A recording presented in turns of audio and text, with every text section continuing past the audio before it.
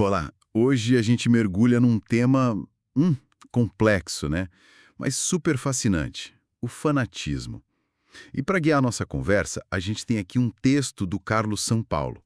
Ele explora as ideias do escritor israelense Amos Oz sobre como a literatura pode ser um caminho talvez um pouco inesperado para lidar com isso. Exato. É um ensaio muito instigante, como curar um fanático.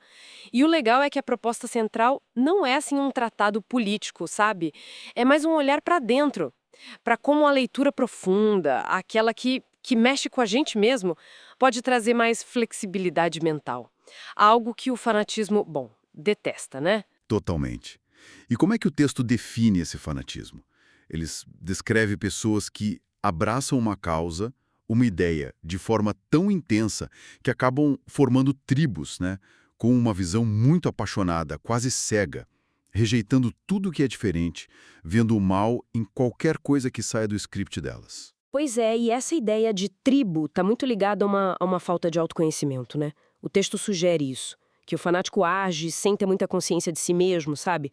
Meio desconectado da empatia, da capacidade de imaginar o lugar do outro, acaba generalizando tudo, movido por uma lógica meio de ódio, de vingança, sem conseguir se enxergar no outro que é diferente. Isso me lembra a figura do próprio Amos Oz que o ensaio menciona.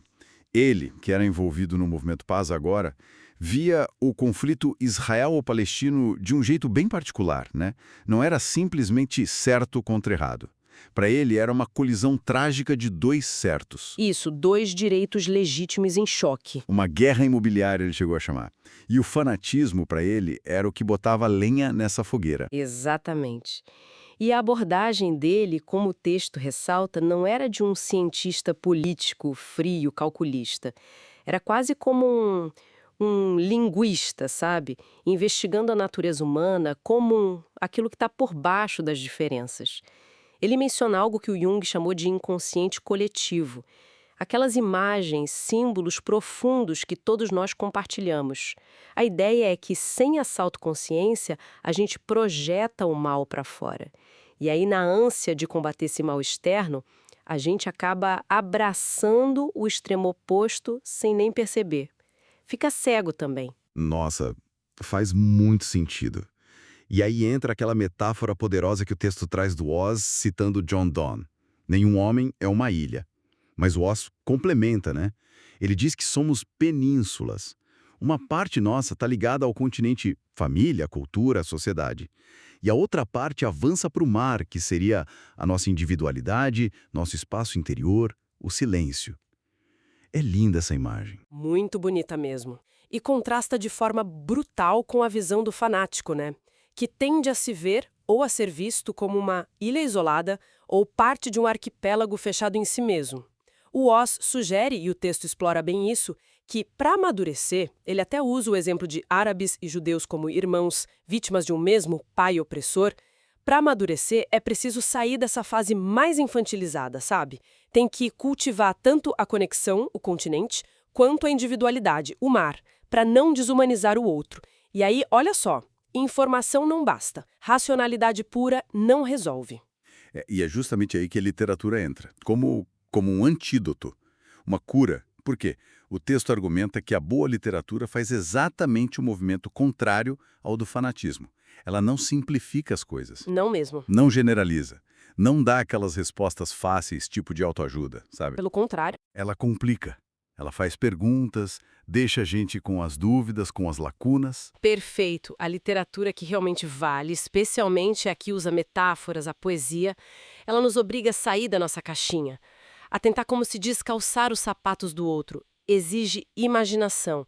E é nesse mergulho mais solitário, aquela parte da península que avança para o mar, que a empatia e a imaginação são exercitadas. Funciona quase como uma terapia mesmo, permitindo enxergar o outro não só como uma ameaça, mas talvez como um reflexo, um espelho. É um diálogo com a nossa própria profundidade psíquica. Então, tentando amarrar as pontas aqui, a análise que o texto faz a partir de Oz sugere que o fanatismo cresce onde falta o quê? Empatia, imaginação, autoconhecimento. Exato. E a literatura, nesse contexto, seria tipo um convite para a gente desacelerar um pouco e tentar sentir o mundo pela perspectiva do outro. É isso. É bem por aí. O ponto central talvez não seja só ficar rebatendo o fanatismo com mais e mais argumentos racionais, né? Mas sim cultivar essa capacidade de sentir e de imaginar que a boa literatura desperta na gente. É usar a metáfora, a poesia, a história bem contada para construir pontes onde antes só tinha muro. É combater a desumanização pela compreensão mais íntima do outro e da gente mesmo. Hum. Fica então uma provocação para a gente pensar, né? Se a literatura tem esse poder todo de nos fazer sentir, imaginar, ir além das certezas absolutas, como é que a gente pode abrir mais espaço para esse tipo de leitura mais profunda no nosso dia a dia, que é tão corrido, tão superficial às vezes, né?